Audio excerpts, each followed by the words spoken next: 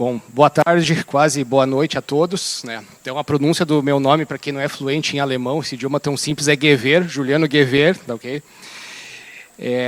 Vou explicar um pouquinho da Ingevity, a nossa atuação no Brasil e os principais campos de aplicação na manutenção, construção e recuperação estrutural de rodovias. Então, a Ingevity é uma empresa que ela nasceu da indústria da celulose, né?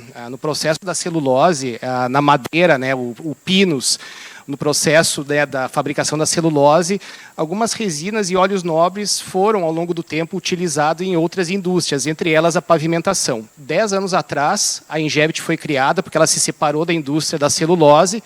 É um nome fantasia, né, junção de várias palavras em inglês. Criou-se a Ingevity. É uma empresa norte-americana, sede em Charleston, né, o estado da Carolina do Sul. E aqui no Brasil nós temos um escritório em Campinas, né, e também estoque de produtos e suporte técnico, né, isso é bastante importante, né, suporte técnico em fase de laboratório, obras. Então nós temos a estrutura no Brasil, mas os produtos são todos importados. A nossa equipe no Brasil, nós somos 3 da área técnica, né? Então o Hernando é o nosso diretor aqui responsável pela América Latina, o Renan é o nosso gerente técnico, 100% focado na área técnica, laboratório e campo. Eu estou completando a 4ª temporada na empresa, eu venho da indústria de equipamentos, eu me formei na Federal do Rio Grande do Sul em 2007, fui aluno do professor Cerati na graduação lá atrás, em 2004, ali eu comecei a gostar da área de pavimentação. E depois de formado, eu trabalhei muitos anos como engenheiro de aplicação, né? Então, as primeiras recicladoras da geração atual começaram a entrar no Brasil. Na época, eu já estava acompanhando, muito tempo com usina de asfalto também. Depois eu trabalhei na Astec, que é um fabricante norte-americano de usina. Estados Unidos é o país que mais recicla asfalto no mundo. Nós, no Brasil, aqui ainda estamos relativamente engatinhando nessa questão do reaproveitamento do material fresado.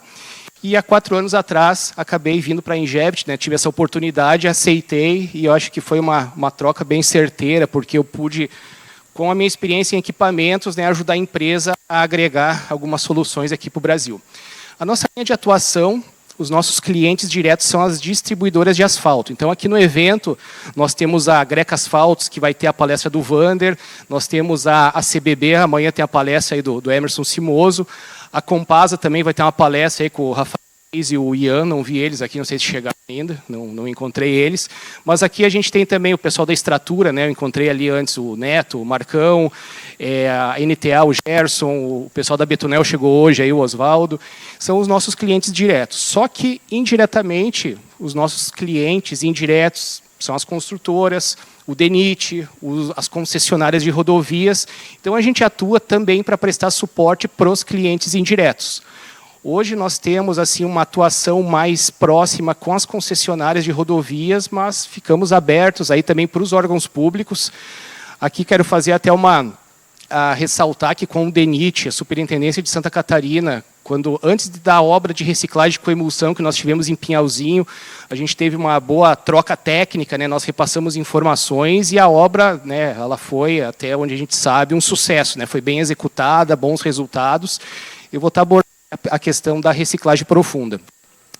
Hoje, no Brasil, a gente tem 3 carros-chefes, né, da nossa linha de atuação, justamente na parte de construção de pavimentos, manutenção preventiva e recuperação estrutural. Então, a questão da manutenção preventiva é um mercado que aqui no Brasil já é consolidado, mercado do micro-revestimento, só que a gente precisa fazer algumas correções de rota da forma como o micro é usado no Brasil. Só para vocês terem uma ideia, nos Estados Unidos, o percentual de emulsão utilizada na emulsão de micro é em torno de 12%. Né?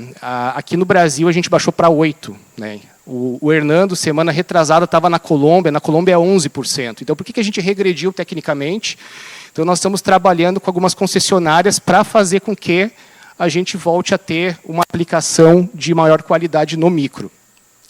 Nós também temos a aplicação, né, dos agentes que permitem a melhoria de compactação e a adoção de misturas mornas. Eu vou explicar quais são os benefícios em reduzir um pouco a temperatura de usinagem em relação à durabilidade do concreto asfáltico, né, maior vida útil. Tá? E essa terceira técnica é uma técnica que no momento está aquecidíssima no Brasil. Hoje praticamente todas as concessionárias de rodovias adotaram a reciclagem profunda profunda com adição de emulsão asfáltica como uma técnica de recuperação estrutural de pavimentos. E essa técnica nós ajudamos a trazer de volta para o Brasil, porque ela tinha morrido, essa técnica, com o uso da emulsão, e a gente conseguiu fazer com que essa técnica retornasse. Tá? Então, eu vou dar uma passada rápida aqui sobre essas 3 aplicações. Aqui até fazendo um spoiler, né, sobre esses 3 assuntos, nós vamos ter palestras aqui no nosso evento. Né? Então, o Rafael Reis e o Oliveira, no dia 20, vão estar falando sobre o micro-revestimento, né, de alta performance, executado aqui em Santa Catarina. Sobre misturas mornas, nós temos 3 apresentações no nosso evento. Eu estava conversando no intervalo com a Kátia, né, que vai fazer uma apresentação do doutorado dela a respeito, né, do uso de misturas mornas, né, WMI, Warm Mix Asphalt, e agente de reciclagem. Nós temos amanhã a apresentação do Luiz Nascimento, da Petrobras, sobre os produtos asfálticos da Petrobras. Um dos produtos é o CAP Pro W, W de Warm, né, de Warm Mix Asphalt, misturas mornas. E a professora Camila Vasconcelos, da USP, vai estar apresentando aí alguns estudos a respeito da reciclagem de RAP aqui no Brasil. E sobre reciclagem profunda, nós vamos ter também mais 2 apresentações. Na verdade, 3, né? O Vander, aí a gente conversou ontem, vai estar apresentando também um pouco sobre a reciclagem profunda. Mas nós vamos ter hoje, um pouquinho mais tarde, a apresentação do Leonardo, do LAPAV, né? Orientado pelo professor Lélio. Um estudo muito interessante sobre a avaliação de bases estabilizadas com emulsão. Porque aqui no Brasil, vamos pegar um histórico aí de 20, 30 anos. Quais são as camadas de base que a gente usa no Brasil? Ou é brita graduada simples, né, BGS, ou brita graduada tratada com cimento BGTC. Então, estamos, assim, o mercado está começando a olhar as bases estabilizadas com emulsão como uma alternativa para prolongar a vida do pavimento. E o melhor, algumas concessionárias, elas têm alguns estudos que, ao ter uma base estabilizada com emulsão, você pode reduzir a espessura do concreto asfáltico. Ou seja, é uma solução que não encarece tanto, mas agrega muita qualidade. E nós vamos ter também no dia 19, o Rafael Reis também vai continuar falando de reciclagem profunda com o uso de emulsão. Bom, esse slide, para quem acompanha as nossas apresentações, a gente sempre mostra em todas as nossas apresentações, porque esse gráfico, o que ele mostra? Aqui na linha roxa, é quando há preservação de pavimentos, como o custo ao longo dos anos é muito menor do que se a gente deixar o pavimento se degradar. Aqui ele está em bom estado, ele vai sofrendo um processo natural de degradação. Então, hoje no Brasil, infelizmente, a gente tem muitas rodovias nessa situação, com problemas que, além da camada asfáltica de rolamento, nós temos problemas na base. Aí o custo de recuperação é 10 vezes maior ao longo dos anos. Então, se a gente tiver políticas de preservação de pavimentos, esse custo ao longo dos anos vai ser muito menor, correto? E qual que é a técnica hoje? Assim, a gente tem técnica para todos os estados, seja o pavimento num estado que está começando a se deteriorar ou um pavimento já destruído. Existem soluções técnicas para todas as condições do pavimento. Então, a nível mundial, a técnica de preservação de pavimentos mais utilizadas é o micro-revestimento asfáltico a frio. Por quê? Por uma série de benefícios que essa técnica agrega, né? Então, é uma técnica, é uma aplicação que, ela tem uma velocidade de execução relativamente alta, né? Esse caminhão, quem já viu uma obra de micro, ele é uma velocidade de uma pessoa caminhando rápido. É uma técnica de uma execução rápida, desde que seja bem feita. Então, ela usa uma mistura de emulsão asfáltica do tipo RC, né, de ruptura controlada, agregados miúdos, e produz essa capa protetiva, que é o micro, né? O micro não tem função estrutural, ele somente protege a estrutura do pavimento, protege o concreto asfáltico de maneira a prolongar a vida desse pavimento. Então, em relação a outras alternativas de manutenção, é uma técnica muito mais barata. Obviamente, porque se, por exemplo, eu for fresar e pavimentar uma nova camada asfáltica, obviamente que o custo é maior do que aplicar uma camada de micro. Então, a gente precisa evitar que o pavimento chegue nessa situação que seja obrigado a executar uma fresagem, né? É uma técnica ambientalmente correta, é aplicado à temperatura ambiente, não precisamos aquecer o concreto asfáltico, né, aplicado em temperatura ambiente. Então, o micro, a gente vai misturar asfalto, água, só que o asfalto, né, para ter a viscosidade necessário para uma aplicação, a gente precisa aquecer o asfalto. Para aplicar em temperatura ambiente, nós precisamos da química, o agente emulsificante. Então, os emulsificantes que permitem a produção de emulsões asfálticas para que a gente tenha aplicações em temperatura ambiente. Okay? Então, aqui, a Ingevity hoje fornece o emulsificante e os distribuidores de asfalto fornecem as emulsões asfálticas para as obras. Então, no Brasil, hoje não, já há bastante tempo, é um mercado consolidado, o mercado de microrrevestimento, mas ainda é muito mais utilizado em concessões privadas do que órgãos públicos, embora tenha crescido bastante o uso aí pelo DENIT, o uso por alguns DRs estaduais, mas ainda proporcionalmente as concessões utilizam muito mais do que os órgãos públicos. Então, o micro, ele não tem função estrutural, mas ele tem que resistir às ações do tráfego pesado, né? Então, ele tem que ter uma qualidade para que ele não se desagregue, para que não comece a soltar pedrinha, quebrar para-brisa de veículo. Eu tive o meu carro com uma pedrinha de um micro mal aplicado por causa de algumas questões técnicas, que é o que a gente tem trabalhado aqui no Brasil, para nós melhorarmos tecnicamente o nosso micro. Então, como eu falei, Estados Unidos usam 12% de emulsão. No Brasil, a gente foi regredindo e está em 8%. Então, nós temos esse ano alguns projetos, né, na parte de micro. Na concessionária Entre Vias, nós vamos fazer um projeto que a gente batizou Projeto Norte-Americano, ou seja, utilizando um percentual maior de emulsão, usando uma granulometria mais adequada para que a gente tenha um micro de maior qualidade. E nós estamos trabalhando também aplicação noturna.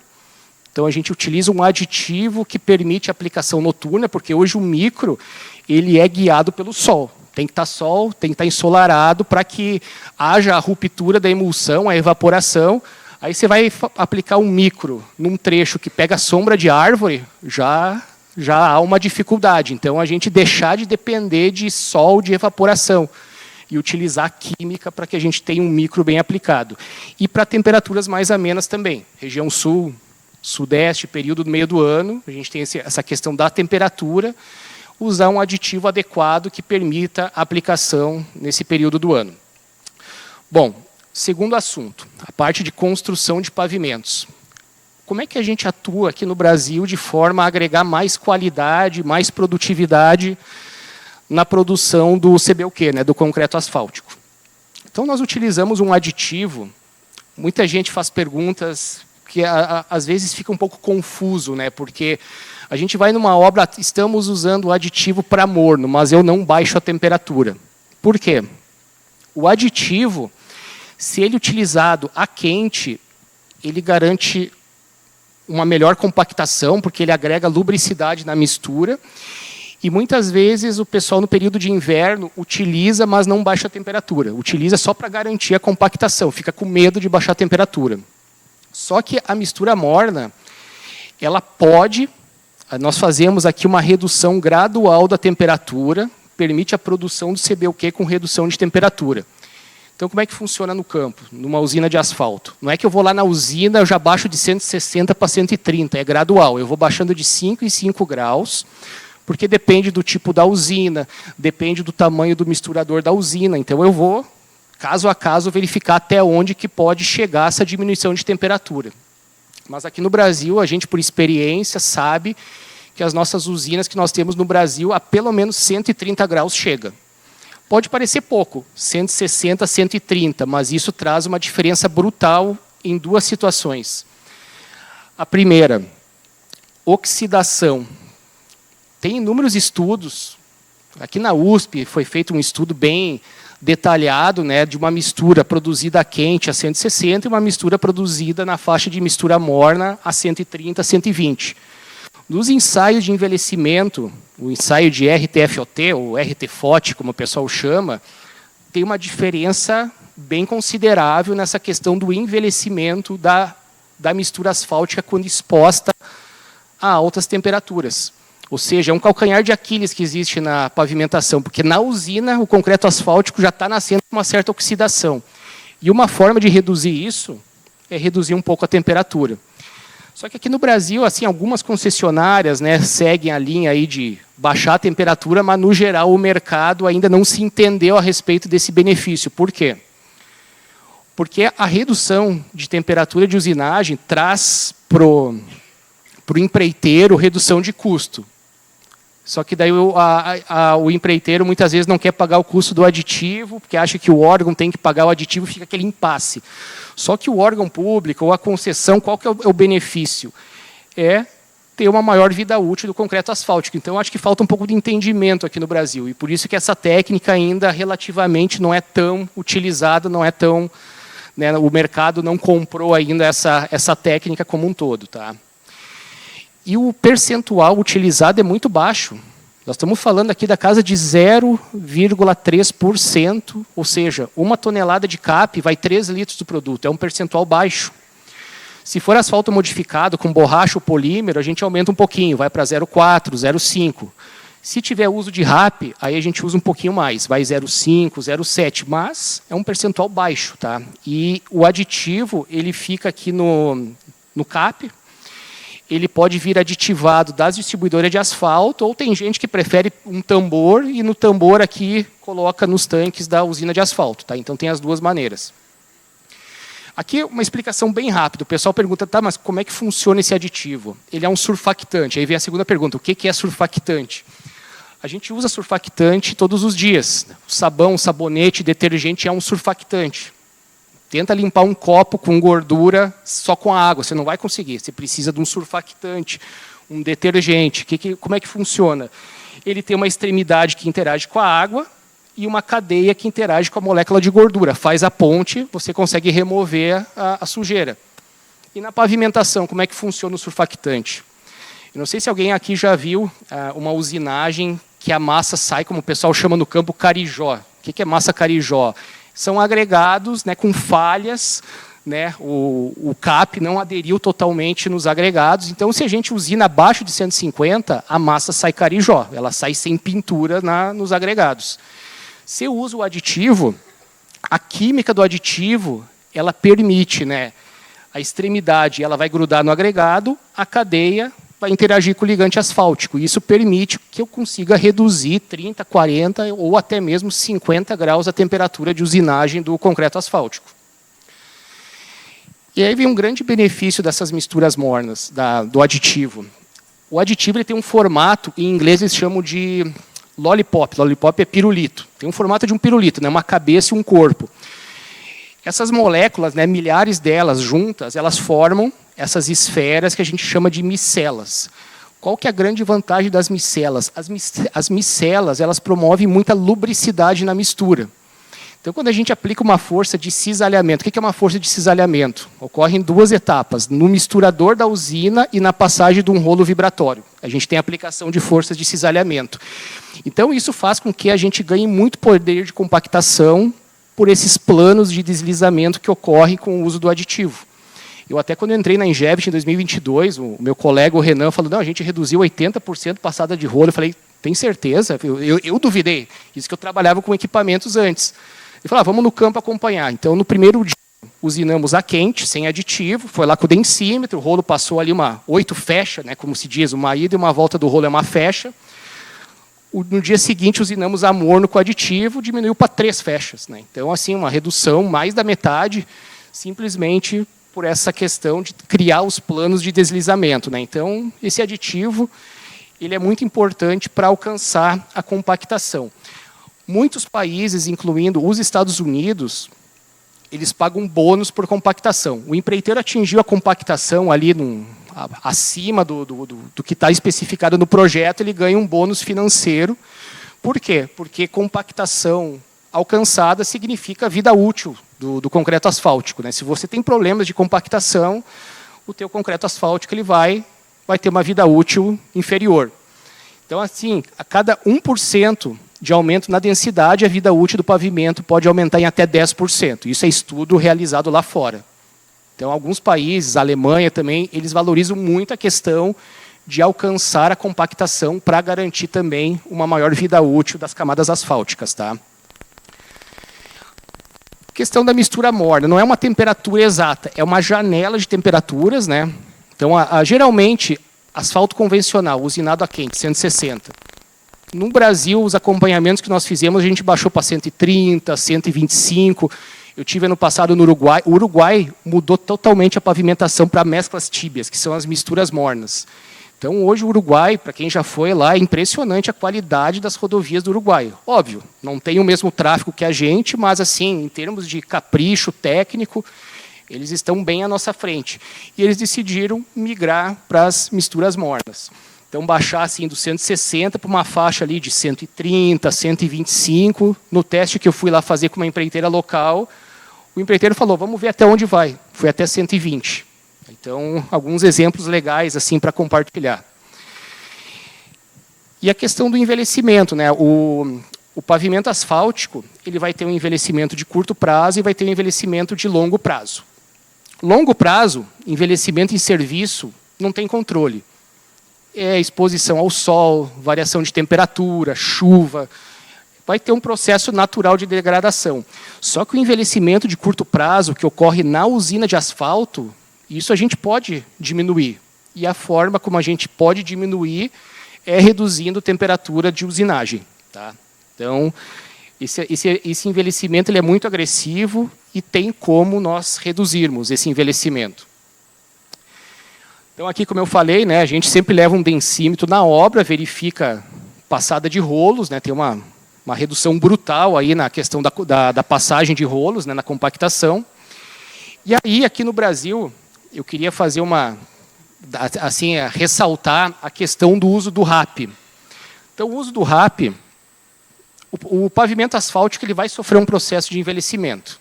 Isso é inevitável. Então, vai chegar o dia, né, que o pavimento vai ter que ser removido, né, através da fresagem. Né? Então, a fresadora ela executa o corte, ela transporta para um caminhão aqui o material de uma certa forma moído, né? Essas fresadoras aqui da classe de 2 metros, elas têm uma velocidade incrível de remoção. Cortando 5 centímetros, é uma velocidade de uma pessoa quase correndo. Só que o que acontece? A gente tem no Brasil ainda, a gente não sabe ainda a forma correta de reutilizar o RAP. Utilizar esse material na produção de novas misturas asfálticas. O que acontece? As nossas usinas de asfalto no Brasil, 90% delas, isso eu tenho toda a certeza desse número, da época que eu trabalhava em fabricante, são usinas de produção contínua, né, usinas volumétricas, né, como chamam no campo, com esse dispositivo aqui, esse conjunto que é chamado de misturador externo. Ou seja, se eu for utilizar o material fresado, o RAP, eu sou obrigado a fazer com que esse material caia no misturador. Nos Estados Unidos e na Europa, existem usinas que têm um aquecimento indireto do RAP. Aqui no Brasil, a nossa realidade é que nós não temos. Então, como é que eu vou utilizar esse RAP frio para produzir uma mistura quente, acima de 160? Eu preciso superaquecer os agregados virgens para que haja um equilíbrio, né, de temperaturas e eu consiga produzir aqui a 160. Se eu baixar a 130, eu consigo usar um percentual maior de RAP. Então, nós aqui pela Ingevity, nós já tivemos vários testes que foi possível usar de 20% a 30% de RAP, adicionando diretamente no misturador da usina. Tá? Então, é o que nós temos no Brasil. A gente não vai conseguir, de uma hora para outra, fazer com que centenas de usinas sejam substituídas por uma usina norte-americana ou europeia. Até pelo custo. Né? Uma usina nacional já é caro, custa 5 milhões de reais. Você imagina uma usina vindo dos Estados Unidos. Né? Eu trabalhei na Astec, fiz umas cotações, eu passava para o pessoal das concessionárias e eles perguntavam, é isso mesmo o valor? São usinas caras. Então, aqui no Brasil, a gente tem que usar as ferramentas que nós temos. Né? Então, aqui é uma alternativa para o uso do RAP combinar com a questão das misturas mornas. Bom, pessoal, entrando na parte mais importante da apresentação, a questão das recuperações estruturais com o uso da reciclagem profunda com adição de emulsão. Essa técnica, ela no Brasil, durante muito tempo, ela foi executada somente com cimento. Então, você tem aqui o pavimento com problema na camada asfáltica, problemas nas camadas granulares de base. O que a reciclagem faz? Esse equipamento, ele tem esse compartimento aqui, é chamado de compartimento de corte e mistura. Ele tem um acionamento que ele baixa esse compartimento aqui no nível do pavimento e por fora, tem 2 cilindros hidráulicos por fora da máquina, de uma forma independente, ela baixa o tambor. Então o tambor, ele pode alcançar 35 centímetros de profundidade. Tá? Com material, sem camada asfáltica, só material granular chega a 50 centímetros, mas considerando o CBUQ, chega a 35.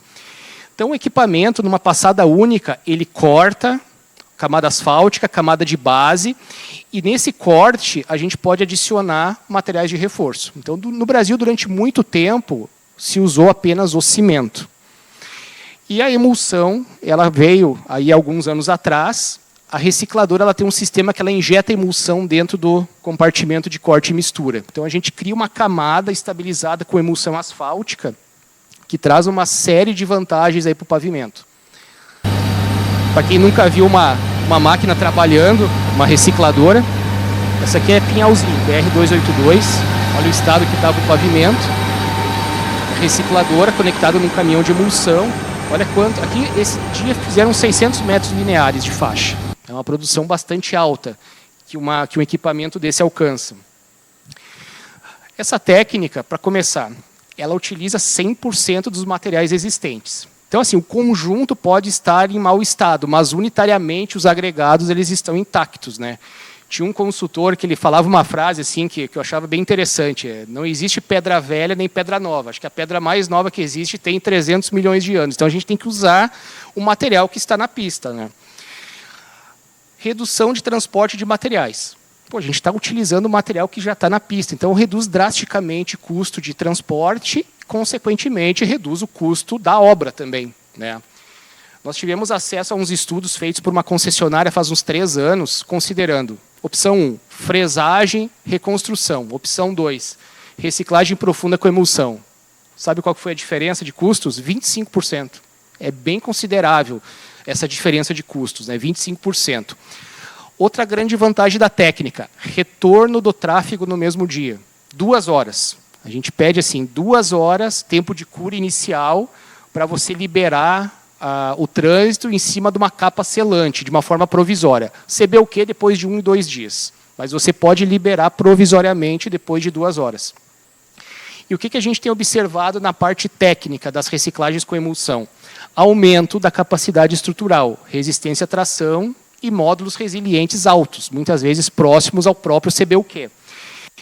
E outra coisa, essa camada ela é flexível, ela não reflete trincas, como as camadas cimentadas, né? Então, uma série de vantagens que fez com que essa técnica crescesse no Brasil aí nos últimos anos. Comboio de equipamentos, como a gente vê nessa foto. É um comboio curto de equipamentos. Você tem aqui a carreta de emulsão aqui logo à frente, conectada na recicladora, os rolos iniciais, né, os rolos do tipo pata. Quando tem mais de 20 centímetros, a gente recomenda rolo da classe de 20 toneladas, né, para conseguir compactar 30 centímetros. Uma motoniveladora e depois vem o rolo liso, não aparece na foto, tem um rolo de pneu. É um comboio assim, relativamente pequeno de equipamento. Você não precisa deslocar uma usina, deslocar um britador. São equipamentos assim, são facilmente transportáveis, né? Então, aqui só para explicar como é que essa técnica voltou para o Brasil.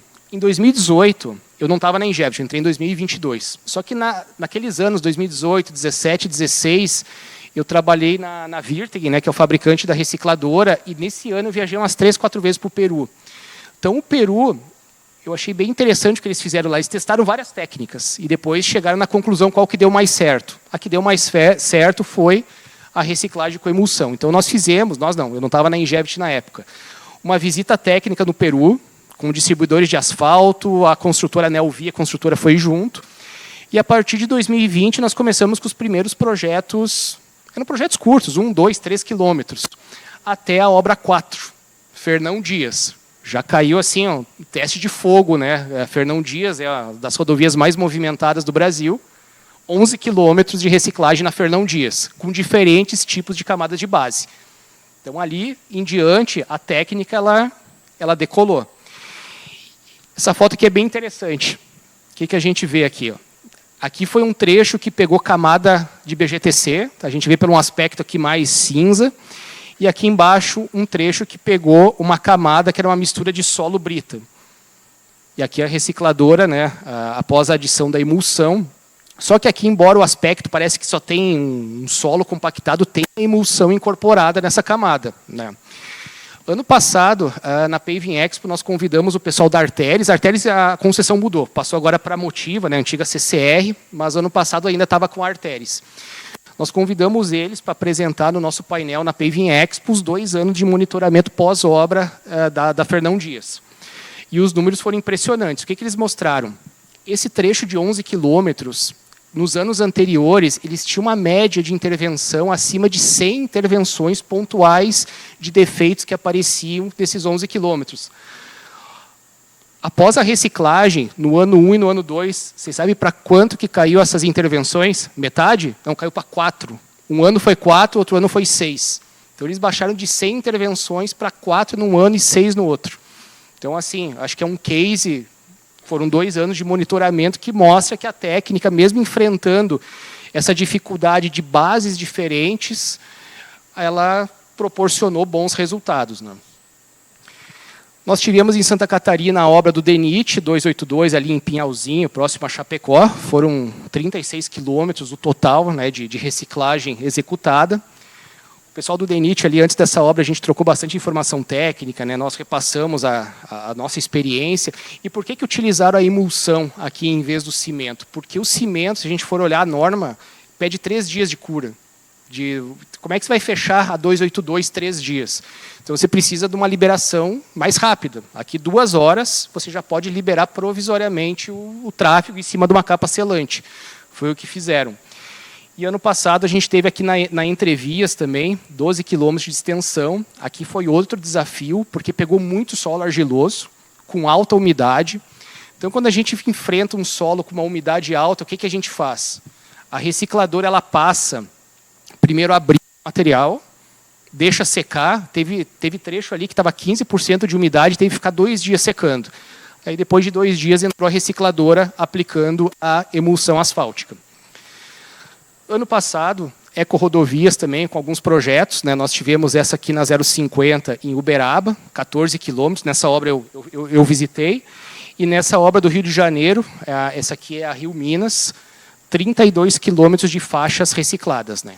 Então, assim, qual que foi a dificuldade que a gente teve nessa obra? Muitas vezes, o executor não seguia as instruções que a gente passa. Chega na obra, falta rolo, o operador da moto niveladora ficou doente, não apareceu ninguém no lugar. Coisas pequenas que dá para resolver de uma forma fácil e rápida, né?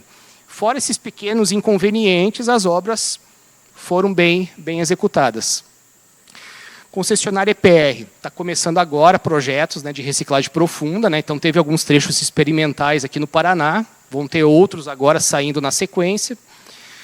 Rota das Bandeiras, esse ano também, é uma obra grande, é um trecho diurno e um trecho noturno. Só esse ano serão mais de 80 quilômetros reciclados com emulsão. 25, 28 centímetros de profundidade, aplicando ali cerca de 3,7% de emulsão. E aqui a maior obra do Brasil, que vai ser até então, né, que será até então a maior obra do Brasil, a antiga MS Vias, né, hoje chamada de Motiva Pantanal. Serão 100 quilômetros nesse primeiro ano, e previsão de mais 200 nos próximos 2. Né? Essa foto aqui é o drone da Neovia, né? nos enviaram, ficou uma foto legal, vista de cima. Então, aqui é um início de uma grande obra que está começando aqui no Brasil. Sobre o uso da emulsão de reciclagem, muita gente pergunta como é que funciona essa emulsão e qual que foi a evolução. Então, no passado, nós chegamos no final dos anos 90, obviamente, naquela época eu não trabalhava ainda na área, mas eu consultei uns materiais da Wirtegen, que mostrou que no Brasil teve aplicação de reciclagem com emulsão nos anos 90, só que utilizaram uma emulsão de RL, de ruptura lenta. O que acontece se você utiliza uma emulsão RL de prateleira? Ela não vai romper, porque você está falando assim de 30 centímetros. A porção mais abaixo, você não vai conseguir fazer com que a água saia, evapore. Então, você precisa de uma emulsão especial, né, que é a EARP, que ela utiliza um emulsificante que promove um rompimento químico. Você não depende de temperatura, não depende de ar, é um processo químico que faz com que a água saia e o asfalto da emulsão fique aderido nos agregados. Então, utilizando a emulsão correta, até agora a gente não teve relatos de problemas de obra de grandes deformações, que é o que acontecia no passado, né? Aqui alguns números dos Estados Unidos, de alguns estudos, mostrando aqui diferentes faixas de temperatura, o módulo que alcançou essas bases com emulsão, módulos próximos, muitas vezes, das misturas a quente, né, do Hot Mix Asphalt. Então, assim, o que tem surpreendido nessa técnica são os altos valores de módulos que essas camadas têm atingido, né? E aqui no Brasil, esses dados aqui é da obra de 2021 no Rodoanel, foi feito ali alguns quilômetros, né, na faixa dos pesados do Rodoanel. Na época, o LAPAV, né, foi enviado para o LAPAV fazer análise, né, dos corpos de prova. Nós tivemos resultados bem interessantes, né? Então, as normas internacionais pedem que o valor mínimo de resistência à tração seja 0,27, não lembro de cabeça agora. Aqui sempre deu acima desses valores das normas internacionais, 0,3, 0,4. Até teve um corpo de prova que a gente até mostra numa outra apresentação que chegou a 0,5, quase o dobro, né, do valor da norma internacional. E os valores de módulos, aqui acho que deve estar um pouquinho pequeno para vocês enxergarem, mas módulos acima de 3, 4 mil MPa, né? Então, agrega muito na questão da capacidade estrutural. Esse slide aqui, que é o meu último, mas eu acho que é uma figura assim, bastante importante para a gente discutir a questão das camadas de base. Camadas cimentadas de base. No exterior, essas camadas são chamadas de CTB, né? Cement Treated Base, camada tratada com cimento. Essas camadas, elas falham dessa maneira. Elas enrijecem, as trincas surgem, só que além de surgir a trinca, elas refletem para a camada asfáltica, né? Então é um problema a nível mundial, as camadas que usam bases cimentadas. E aqui no Brasil a gente tem um problema adicional. Eu, na época que eu trabalhava com equipamentos, muitas vezes visitando obra, usina de asfalto, última geração, automação funcionando, e a usina de solos, a usina de pré-misturada a frio. Não tinha automação, era o operador aumentando e diminuindo a velocidade de correia. Consequentemente, nessas usinas que produzem o BGTC, entrava material, né, sem a dosagem correta, para mais ou para menos. Então, nós temos muitos relatos no Brasil de problemas nas camadas cimentadas. Era o que a Arteris tinha na Fernão Dias. Essas bases todas com problemas. Então, não adiantava nada fresar a superfície ou uma porção da camada de base, porque o problema continuava lá embaixo. Já as camadas do tipo BSM, tem se falado muito aí em BSM. BSM vem do inglês, Bitumen Stabilized Material, né, são bases estabilizadas com asfalto, que ela pode ser produzida ou com uma emulsão asfáltica ou com espuma de asfalto. Mas o conceito é o mesmo, né, o BSM. Como é que é o modo, a forma de falha do BSM? O BSM ele se consolida, ele pode deformar, mas ele não tem propagação de trincas. Então, ao longo do tempo, se houver alguma falha no BSM, a gente só fresa superficialmente a camada, porque a parte de baixo ela vai estar intacta. Então, essa camada, assim, a nível mundial, cresceu muito o uso do BSM, e é o que a reciclagem com emulsão entrega. Ela te entrega uma camada de BSM. Então, aqui no Brasil, a gente tem as normas, né? Em 2013, saiu a norma de espuma e a norma de cimento, né? De reciclagem profunda com cimento ou reciclagem profunda com espuma. Agora, em dezembro do ano passado, né, foi divulgado aí que saiu a norma da reciclagem com emulsão. Então, hoje nós temos normas no Brasil, que era uma dificuldade que existia, né, para os órgãos públicos utilizar a técnica. E um pouquinho antes, o DR de São Paulo, um ano antes, tinha publicado a norma estadual. Então, nós hoje temos as normas, né, e nós aqui, a gente segue trabalhando para que a técnica seja bem executada, né? Porque basta uma obra mal executada que a informação se alastra, não funciona. Mas então a gente segue trabalhando para que as próximas obras que estão surgindo sejam igualmente bem executadas. Bom, pessoal, corri aqui com o tempo, né? Eu tinha 30 minutos, não sei se cheguei a atingir os 30.